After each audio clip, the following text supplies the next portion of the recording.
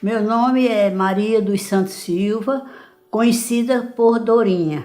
96 anos, nasci em 4 de junho de 1929, numa cidade chamada São João, no sítio Aroeira. Eu saí de lá e ia fazer 10 anos. Vim morar em Canhotinho, me criei em Canhotinho, me casei em Canhotinho, que é onde nasceu meus 4 filhos primeiro, e minha família toda lá, perto de Garanhuns, em Canhotinho, Pernambuco.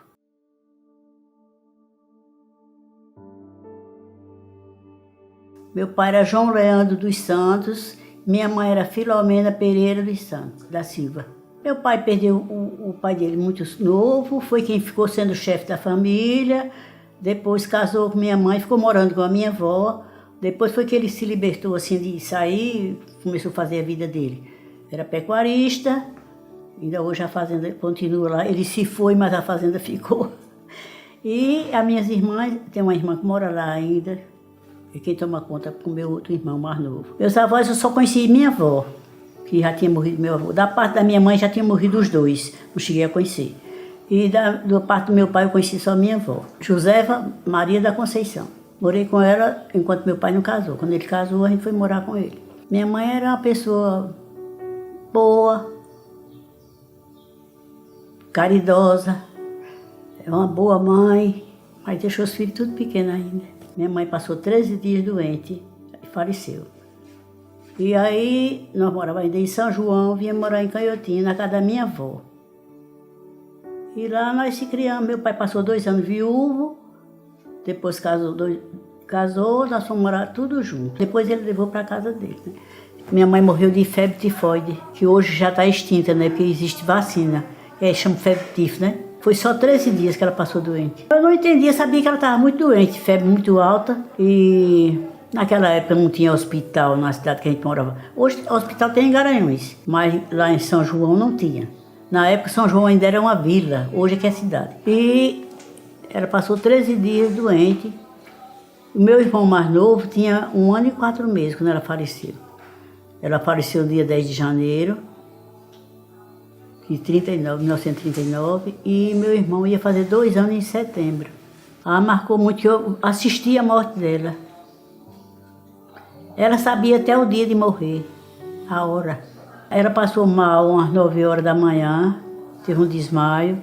Quando ela voltou, aí ela disse, olha, meu, pode ficar tranquilo que eu não vou agora não, eu sou 1 hora da tarde. 1 hora da tarde, eu quero que acenda a vela e bote na minha mão, 1 hora da tarde. Quando foi 1 hora da tarde, parece mentira, mas foi verdade. Aí ela chamou o meu pai, ela disse, traga os meus filhos que eu quero abençoar. Aí meu pai chamou nós demos a benção a ela abençoou. Aí disse meu pai, procura uma moça que cuide dos meus filhos, que seja uma madrasta que não ajude de meus filhos. Uma pessoa de responsabilidade. Aí meu pai, não, você não vai não. Ela disse, vou já, tá já chegando minha hora. Aí tinha um cidadão lá que fazia muita oração, aí ele trouxe um livro, abriu um livro de oração, aí botou a vela na mão dela. Aí as crianças saíram do quarto, saiu todo mundo. Eu fiquei debruçada, olhando para ela. E ela orando com o rapaz. Até a última, como se diz, o último suspiro. Enquanto ela pôde falar, ela falou. O rapaz segurando a vela e orando. E ela também. E eu olhando para ela assim. Me lembro como hoje. Parece que foi hoje. 39 anos ela tinha. Meu pai tinha 40, era mais velho que ela 1 ano. O velório era o pessoal rezando, tinha uma reza de rezar nas pessoas quando falecidas.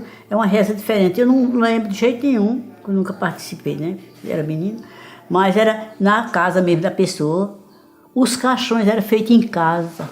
Só via o serrote serrando, e as madeiras e as mulheres costurando a mortalha. E olha, era muita coisa.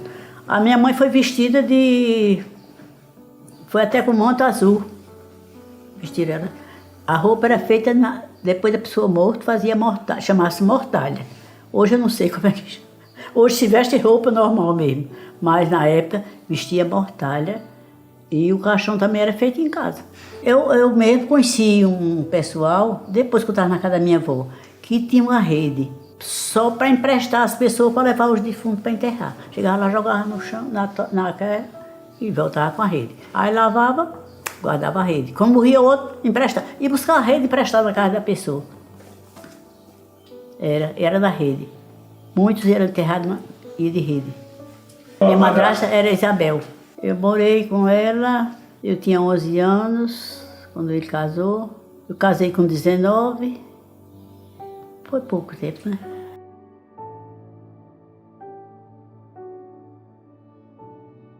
Foram 6 irmãos do primeiro casamento do meu pai.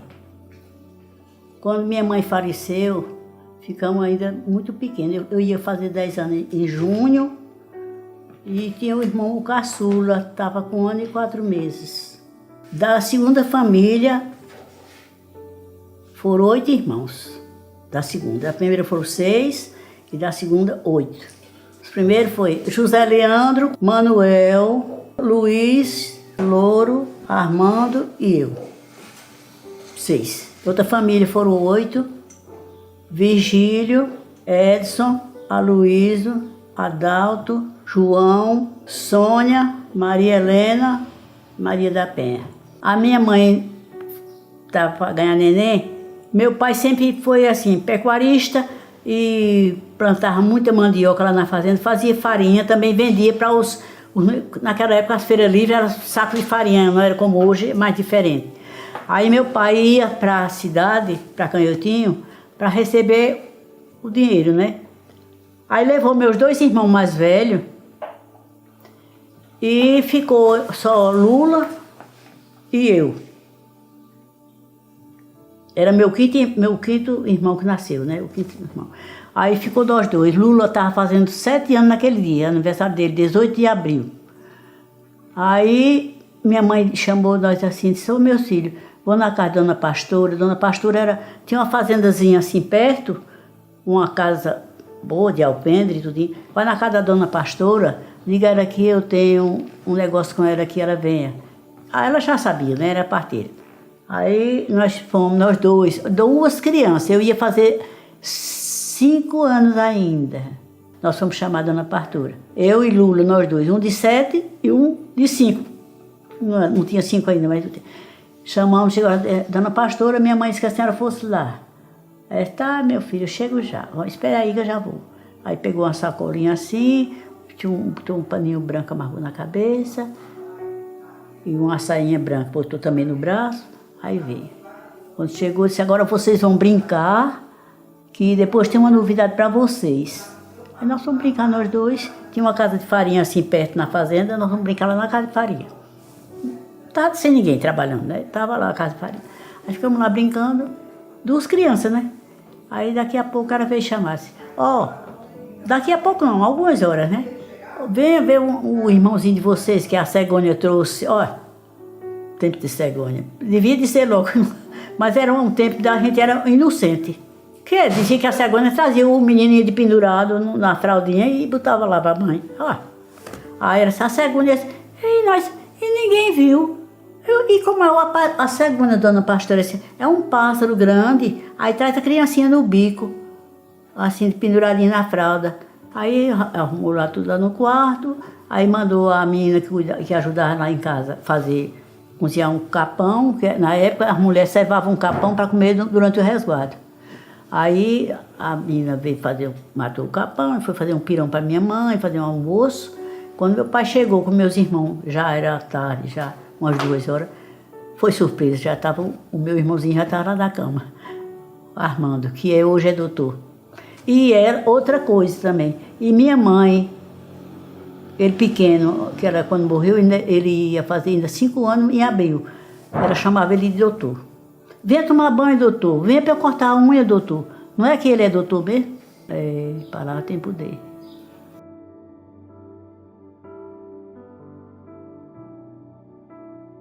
O café era feito em casa.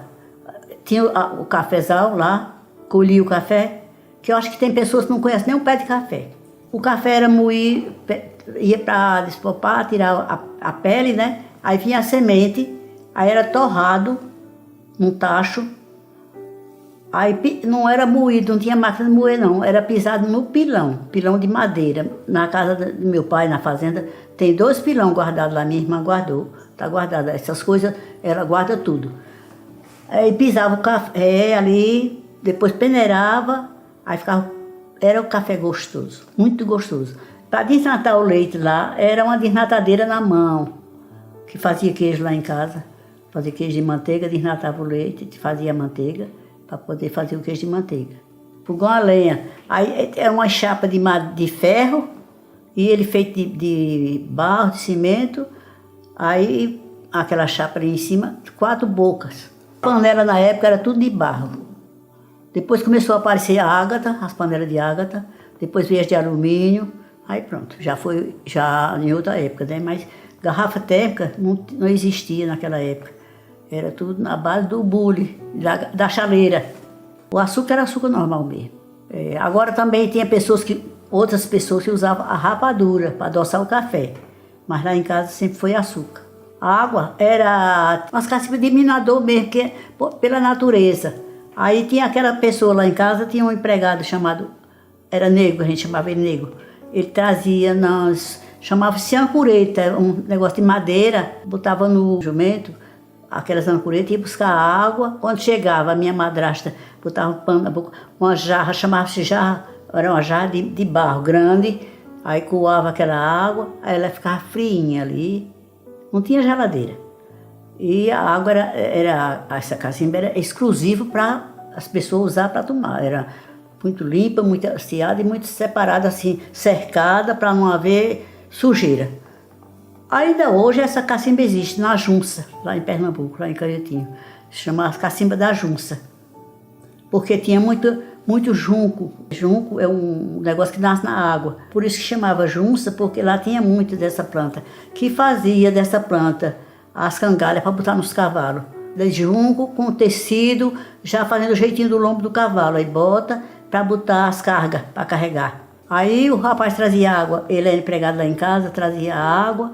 Aí depois ele carregava a água de outra fonte para encher o tanque do chuveiro, para a gente tomar banho. Subia na escada com o balde para encher. E trabalhava o dia todo. O dia todo ele trabalhava lá em casa. Para lavar roupa a gente tinha lavadeira, e eu lavar longe. Eu lavar roupa, as mulheres pegavam as trouxas de roupa das casas para lavar, já trazia passada e engomada, que na época eu usava muita goma. A roupa do meu marido era as camisas tudo engomadas, do meu pai também era engomada, do meu irmão. E outras roupas de casa também, toalha de mesa, as coisas, tudo era na base da goma. Hoje ninguém sabe nem o que é goma. Pronto, aquela goma que faz a tapioca, a pessoa bota no fogo água para ferver, dissolve aquela goma, bota naquela água, faz como um mingauzinho fino. Aí bota numa bacia, bota mais água, aí bota aquela roupa dentro. Eu ainda boto meus paninhos, ainda tem meus paninhos engomados aí. Eu boto meus paninhos de botar nas bandejas, paninho pequeno eu boto na goma. Aí, na época, a gente pagava a pessoa para lavar e passar. Agora, e o longe levava essa roupa. Na casa do meu pai, como era muita gente, a Hilda, que morava lá em casa, foi babá dos meus irmãos, ela levava num cavalo as trouxas de roupa. Era distante, levava a comida para comer lá, fruta, passava o dia lavando. Quando era à tarde, ela voltava com a roupa lavada, entregava a outra pessoa, já ia passar ferro de brasa, a gente botava brasa no ferro, quando está quente, aí passar. Carne maciça fazia assim, pernil, essas coisas, já preparava, cozinhava, assava, deixava bem seco, só no óleo, para não estragar. Aí deixava esfriar, aí botava no recipiente, tampava e deixava lá. E as outras carnes, salgava, fazia carne no sol, porque não tinha geladeira para conservar. Na época da guerra, meu pai vendeu muita carne para o Ribeirão, Pernambuco, Palmares, Barreiros, lugar que tinha usina, comprava muita carne. Ia no trem, tinha os carros já apropriados para carregar transporte, não era para pessoas. Chegou a matar até 30 porcos, um monte de gente trabalhando, naquela época que não era como hoje que tem a ajuda do governo, nada, era uma pobreza. Trabalhava qualquer trocadinho, eu estava feliz. Aí quando era na sexta-feira ele ia para receber Quando vinha o dinheiro, sabe como trazia? Numa sacola. Não tinha assaltante, com a sacola de lado, com os dinheiros. Quando chegava em casa, para a gente separar o dinheiro, sentava todo mundo em volta da mesa para contar o dinheiro e separar o mais trocado, o mais menos, né? Naquela época era R$1.000, não era cruzeiro, depois foi que veio o cruzeiro. Aí a gente trabalhava ali, contando o dinheiro com meu pai, separando, fazendo os pacotinhos. Não tinha energia, era só lamparina. Depois foi que chegou a energia, tinha um gerador na cidade, 6 horas da noite tinha uma pessoa que ia ligar o gerador. Era só na cidade ali. Quando chegou, viu? Antes não tinha não, era só lamparina. E tinha aquelas lamparinas nos postes da rua. Tinha pessoas para acender e apagar, né? E nas casas também. Agora, depois foi que chegou a de Paulo Afonso, da Chesse. Aí sim, aí melhorou a situação. Aí, geladeira, televisão, rádio. Nem todo mundo tinha um rádio, naquela época era difícil. Lá em casa tinha um rádio grande, via os vizinhos assistir as novelas de rádio, via o jornal. Na época da guerra, era bem baixinho, que era proibido ligar para não saber as notícias. A guerra terminou em 1945. Foi festa, o pessoal na rua. Quando eu acordei de manhã, estava meu irmão no quarto deitado e outra pessoa no chão, no colchão. Beberam umas e outras na rua. A gente morava mais afastado da cidade. Aí ele estava dormindo. Quando levantou, disse, foi a cachaça, foi a vitória. A guerra acabou.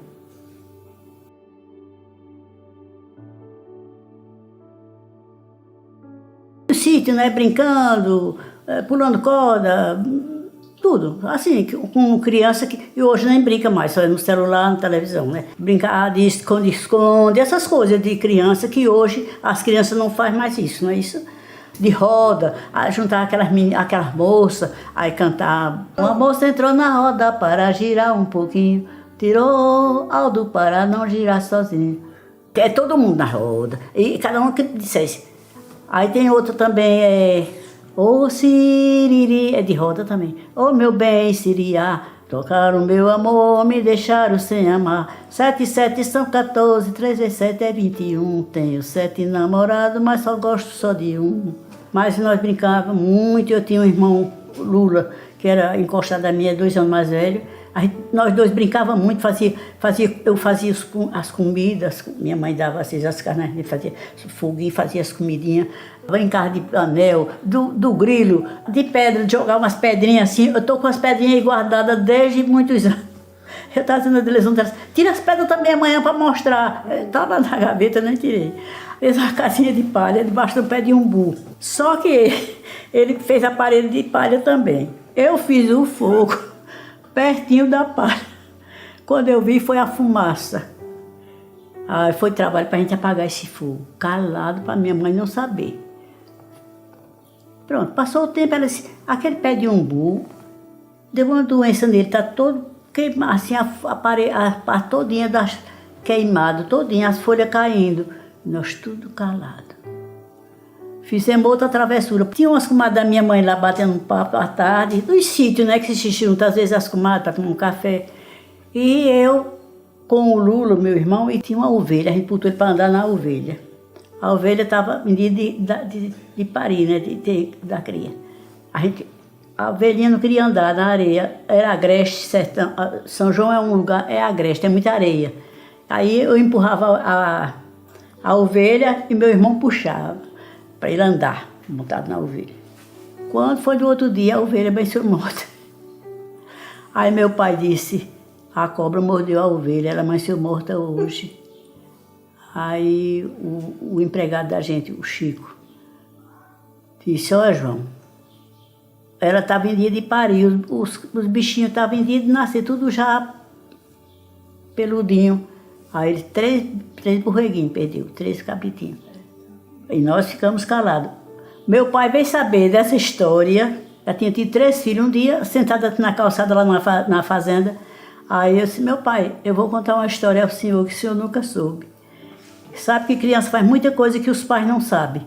Esse eu sei disso, que criança faz coisa que ninguém adivinha. Aquela ovelha que morreu, está lembrado, em São João, e tinha os cabritinhos, estava já pronto para nascer.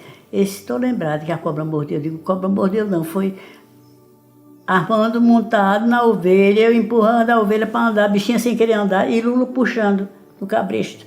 Aí eles, pois agora que merecia levar uma surra, era agora.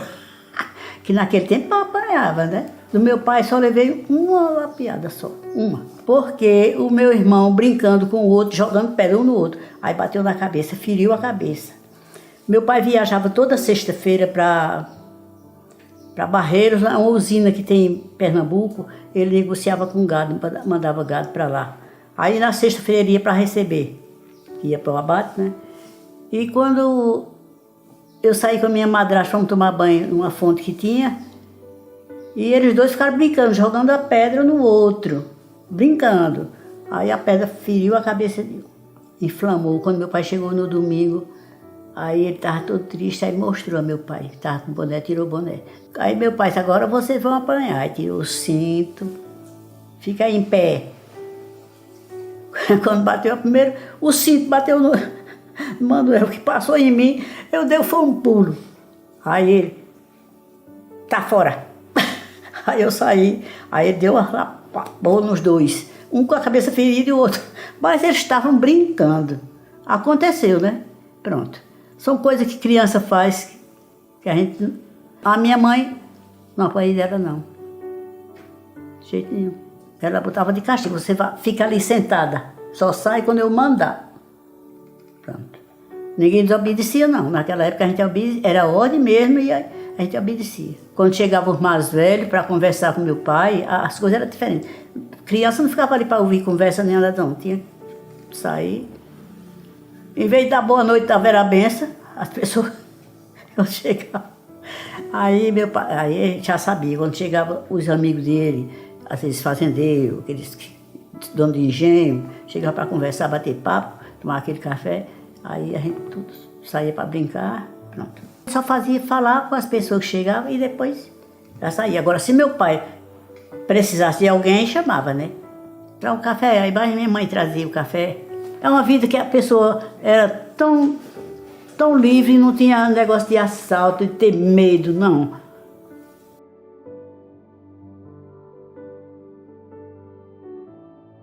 Tem a lua, noite de lua, a gente ficava lá de fora, vendo a lua, contando história, batendo papo, juntava assim as famílias, que às vezes moravam mais perto e vinha conversar com a gente. Não faltava assunto. Histórias que, não sei, pode até vocês ignorar, chamar história de trancoso. Tinha muitas histórias que aquelas pessoas contadoras de história. Vinha contar história, sentava ali. Outros vinham aqueles violeirinhos cantando aquelas musiquinhas com a violinha tocando. E era passatempo. Eu não lembro muitas histórias, não. Tem a de Branca de Neve, tem a da Bela Adormecida. A gente vivia aquela história, a pessoa contando. A minha avó contava também. A gente vivia aquela história, ficava pensando que era de verdade. Quando dizia Branca de Neve, a madrasta, a Bela Adormecida, deu a maçã envenenada. Ela mordeu a maçã e adormeceu. Ela só ia voltar se um rapaz beijasse ela. Ficou muitos anos na floresta, o capataz que levou ela para matar, né? Aí deixou ela lá adormecida e ela ficou adormecida num rancho. Aí um dia o caçador, um rapaz, aí viu e disse, mas meu Deus, que moça bonita, vou dar um beijo nessa moça. Quando deu um beijo na moça, ela ressuscitou. É a da Bela Adormecida, é uma longa história. Aí todo mundo arrodeado, pensava que era vivia aquela, a gente vivia aquela história.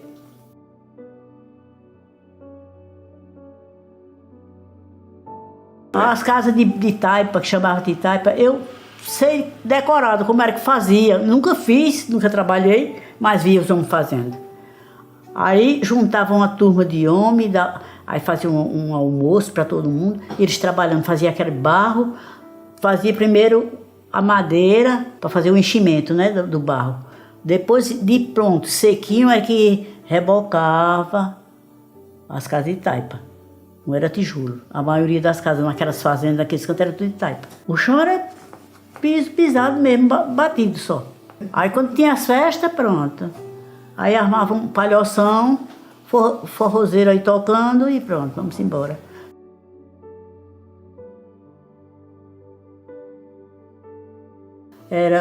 A escola que eu estudei foi o grupo Padre Diogo Feijó, que eu estudei. Tinha a dona Priscila, tinha a dona Isabel, tinha a dona... No tempo de escoteiro, ela era a esposa do chefe de escoteiro e ela era carrasca. Qualquer coisa, ela botava nego de castigo. Para a gente ir no sanitário, na época que eu estudei, tinha uma pedra no birô da professora. Quando a gente ia para o banheiro, pegava a pedra, levava. Porque podia outro ir para o banheiro, ou o menino mesmo, aí não, não vai porque a pedra não está aqui, tem alguém lá. Quando a gente saía do banheiro, botava a pedra lá, quem estava esperando que ia para o banheiro, pegava a pedra. Tinha palmatória também. Eu tinha até palmatória para bater no meu filho. Quando fazia qualquer coisa. Tinha também as professoras que faziam as perguntas a gente. Se a gente não respondesse certo, ela chamava-se argumento na escola. Mas era um tempo que o estudo, eu acho que não é o estudo moderno de hoje, mas eu acho que a pessoa aprendia mais. E outra coisa, a gente tinha muito respeito, professor era mesmo que ser era mesmo que ser o pai ou a mãe da gente, ali a ordem era deles. Hoje, professor, qualquer coisa, até tem pai que vai lá, bate até nos professores, né? Mas naquela época não. O professor era muito respeitado. O fartamento era saia plissadinha e blusinha branca. E os homens era calcinha azul e blusinha branca também, de tecido. Mas era muito respeito, muita coisa, viu? Cada qual levava o seu lanche. Levava pão com queijo, levava um sanduíche, né? Às vezes levava biscoito ou frutas.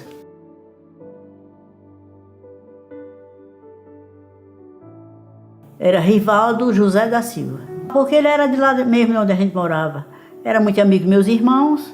E eu conheci ele num piquenique, nós fomos um piquenique, naquela época era diversão, né? Um piquenique. Aí cada um dava uma mensalidade e lá tinha uma pessoa que fazia a comida e a gente ficava lá debaixo de um pé de árvore, ele botava uma mesa, arrumava tudo. Pronto, passava o dia todo do piquenique. Aí tinha um sanfoneiro também para tocar e tudo. Aí começou a... Ele era já conhecido dos meus irmãos, mas eu não tinha intimidade com ele. Mas aí a gente se conheceu lá, aí ele tinha uma bicicleta. Na época, bicicleta era como moto hoje. Aí eu queria era aprender a andar de bicicleta. Ele disse, então vou lhe ensinar. Aí fomos para a estrada aprender a andar de bicicleta. Eu nunca aprendi a andar de bicicleta, não tive jeito para aprender, de jeito nenhum. E ali a gente se conheceu, aí a música, tocando forrozinho e pronto, a gente se conheceu ali. O namoro era tão diferente. Era muito diferente. Vinha lá para casa à noite, ficava sentado no sofá com meu pai, conversando. Negócio de café, de gado, não sei de que, não sei o que. Eu às vezes eu saía da sala, digo, não está me interessando essa conversa. Pronto. Quando era para sair, que eu ia com ele até a porta e tal, boa noite. Beijinho nem pensar, nem abracinho, nem nada. Não. Ele só foi lá para casa quando foi pedir para namorar, para noivar. Eu encontrava ele na rua, no cinema, na cidade, só da mão, aí é pegada da mão. Ou botava o braço no ombro. E outra coisa, era acompanhado, né? Tinha minhas amigas que também namoravam com meu irmão, às vezes vinha fim de semana, ela morava em uma fazenda, vinha fim de semana passar lá em casa, namorava com meu irmão, e aí a gente ia para o cinema, às vezes tinha circo, aí a gente ia para o circo e aí se juntava, se encontrava, né? 6 meses de namoro e noivado, a gente casou. Meu pai fez uma bela festa. O meu enxoval, minha madrasta caprichou. Foi um enxoval que com 11 anos de casada, eu ainda tinha peça que não tinha usado.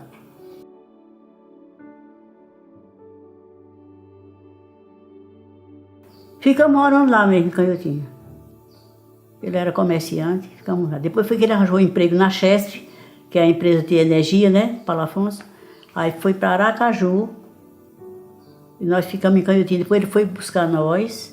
Eu só tinha 4, tinha Vera, Vilma, Walter e Wanda. Depois foi que nasceu lá em Sergipe Patrícia, João e Meire. outros 3, são 7. Todos foram em casa. Mas as minhas parteiras eram parteira enfermeira, né?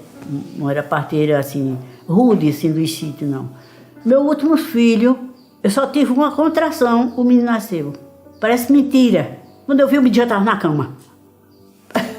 Aí meu marido foi buscar a parteira, pegou o jipe do meu vizinho, foi buscar a parteira, que ela trabalhava no posto, era enfermeira. Aí ela veio, aí disse, mas por que não foi me chamar antes? Ele lá na cama, a minha vizinha veio e enrolou ele. Aí eu disse, não deu tempo, quando eu acordei, senti só uma dor e o menino nasceu, pronto.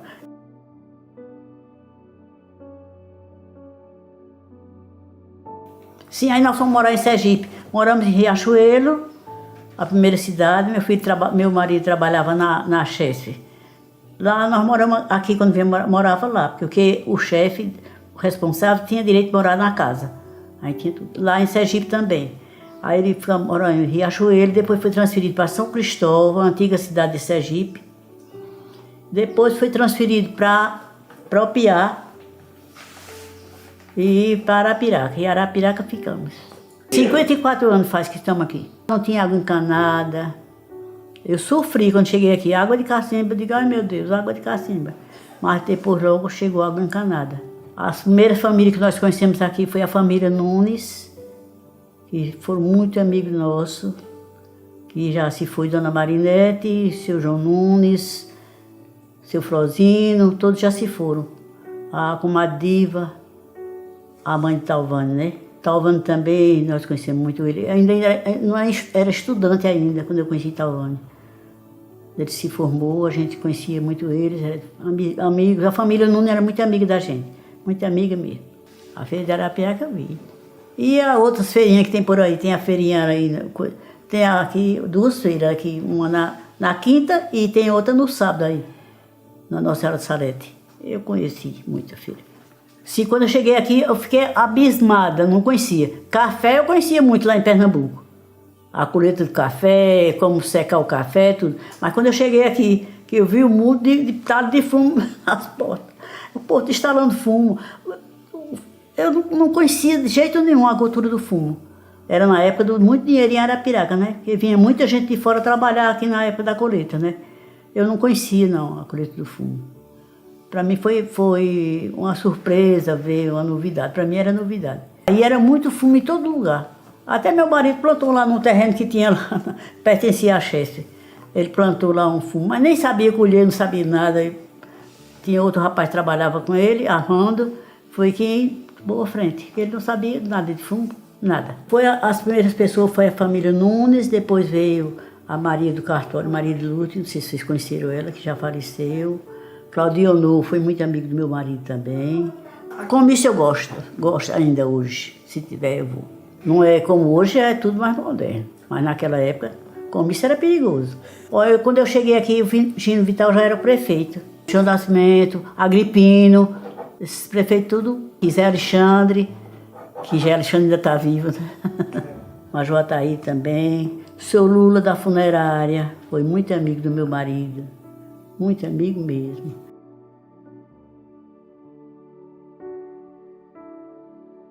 A festa da padroeira, fui. Já andei até no trenzinho, andei na roda gigante uma vez com a minha neta. A roda gigante era instalada do lado da loja do Queu, da Casa da Louça. Na época a festa era do comércio ali. A cavalgada, acompanhei até a quinta. Fui a quinta vez. Quem fundou, quem teve essa ideia foi o Zé Murier.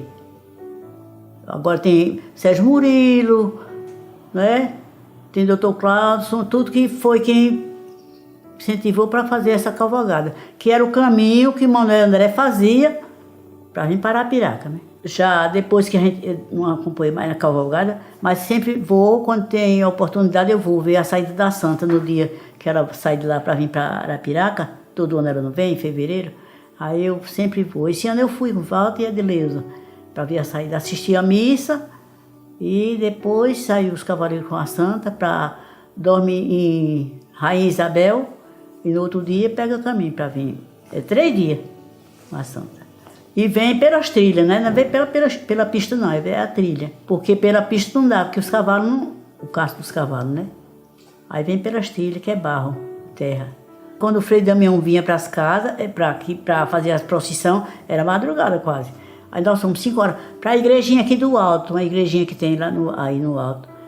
Foi a última vez que ele veio e eu vi Frei Damião pela última vez. Eu me lembro como hoje, tinha pastorio depois da missa, na porta da igreja tinha pastorio. Gostava. E tem o azul encarnado. Aí a gente fica torcendo, né? Torcia mais pelo encarnado. Agora, pastorio, chegança, reisado, essas coisas, em Pernambuco na época, que as diversões eram essas. Tinha muito. Maracatu. Maracatu é samba de negro, é coisa boa para negro dançar. Hoje cantar uma música dessa até vai preso. A gente fica carnaval, naqueles tempos. Pernambuco, sabe, é a terra do frevo, né? Terra do carnaval mesmo. A gente fazia tudo, máscara, tudo tem direito. Lança perfume que hoje não existe mais. Que meu marido comprava as caixas nos carnavais. Ali diz que é proibido, né? Na época já dizia que era proibido, mas todo mundo usava. Nos clubes, vixe, carnaval nos clubes. Aí a lança perfume trabalhava, chegava aquele cheiro gostoso.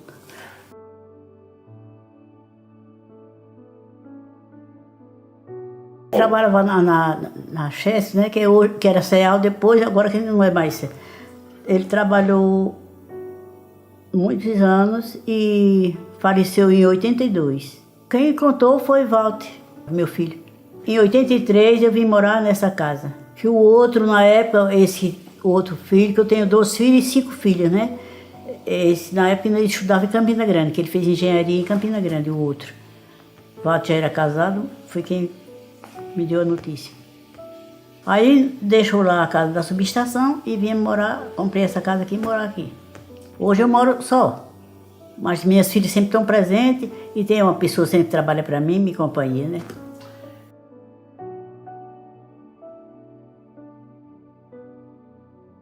Acordo cedo, mas durmo tarde.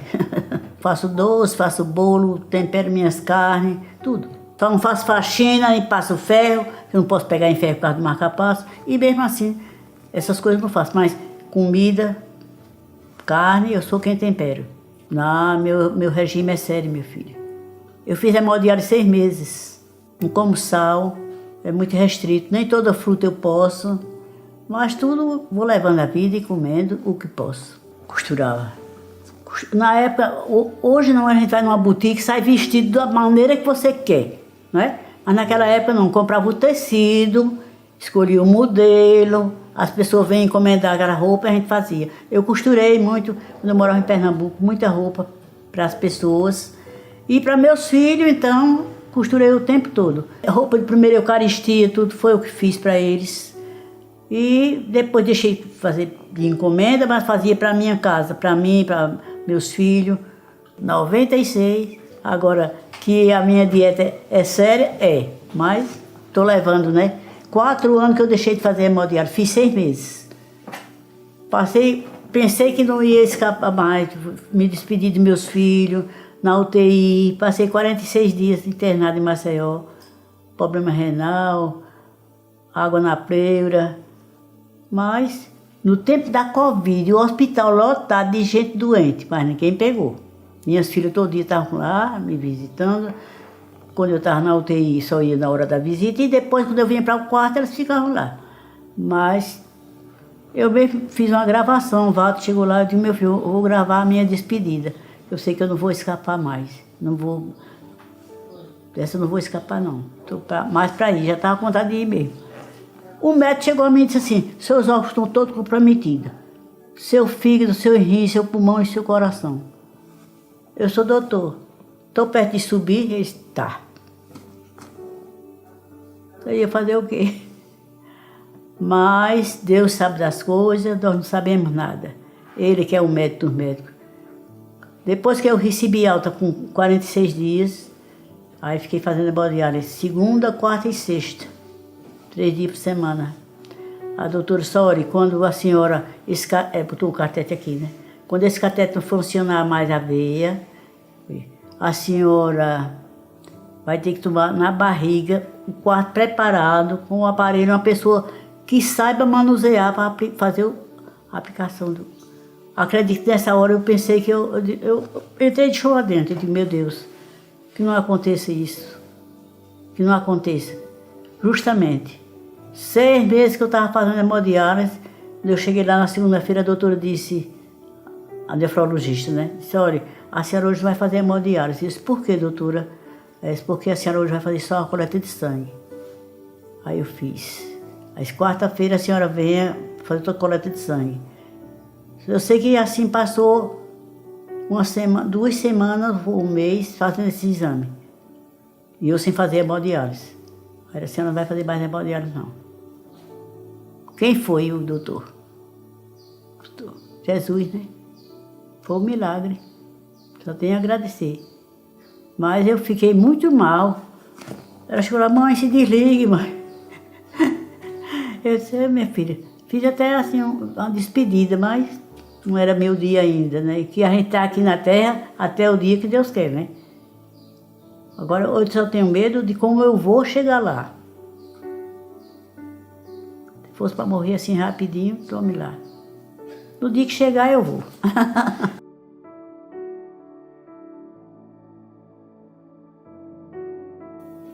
A minha família é o meu tesouro, é a minha fortuna, porque eu fui abençoada. Deus me deu 7 filhos, que eu não sei dizer assim, esse é o melhor, esse é o... Não.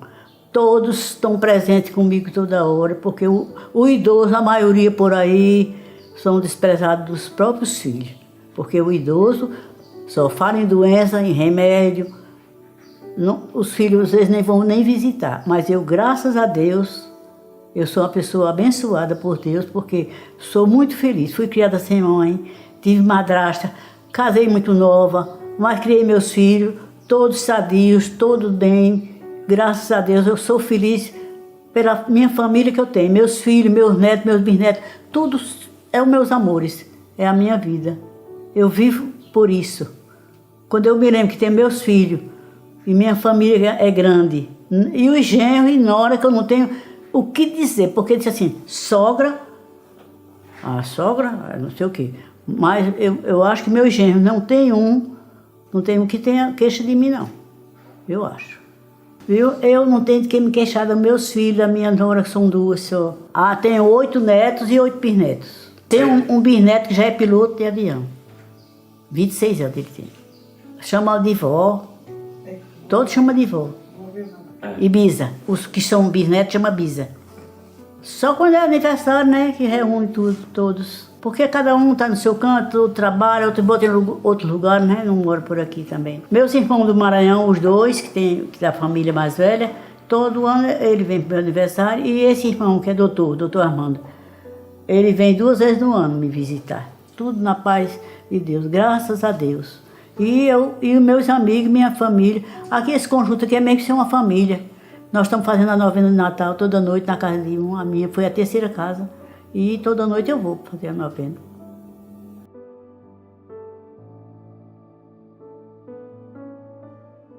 Foi falta que ele disse, olha mãe, vai ter uma entrevista. O deputado esteve aqui também. Aí disse, depois o menino vem para fazer uma entrevista com a senhora. A senhora pode... Tudo que a senhora quiser pode dizer, pode soltar à vontade. Pode chorar, pode cantar, pode tudo. Tá certo. Aí ele falou sobre a gravação, que eu não me preocupasse não, que era uma coisa que vai ficar para sempre, né? Fica gravado para sempre. Que antigamente não tinha isso. Vou dizer a você, eu não tenho nem foto do meu casamento, que naquela época, fotógrafo, era coisa difícil. Era muito difícil o fotógrafo. Não tem nem uma foto do meu casamento.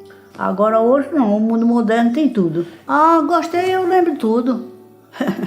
Olha, eu lembro de buscar a parteira para meu irmão, eu com 5 anos, né? É muita coisa. Era no dia 18 de abril que o outro estava fazendo aniversário de 7 anos.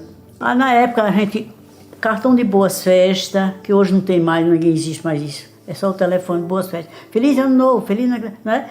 Mas naquela época era os cartão, a gente se comunicava por meio de correspondência, fazer carta, tá no correio. Era muito complicado. A minha história é vulgar, mas algo fica provado, nem sempre o primeiro amor é o primeiro namorado. Certo? Quer outra poesia pequenininha? O velhinho. Essa é para os novos se lembrar. O velhinho, quando ele surge a remar, tristemente o seu bastão, uma esmola, um agasalho, um pedacinho de pão. Respeitem bem a velhice, que a mocidade é vã. Lembra-te que és novo hoje, serás velhinho amanhã. Muito bem.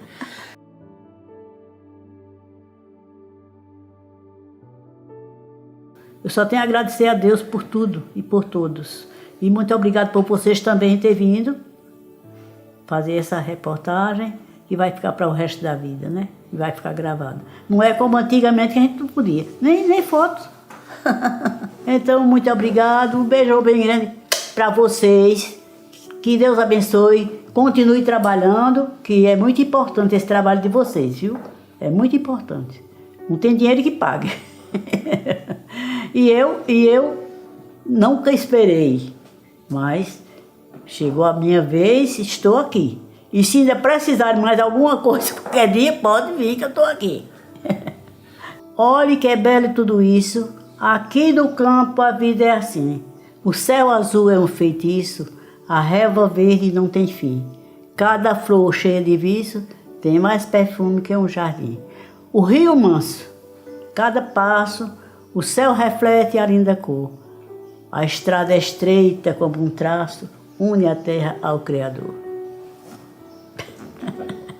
Tchau, tchau. Beijão.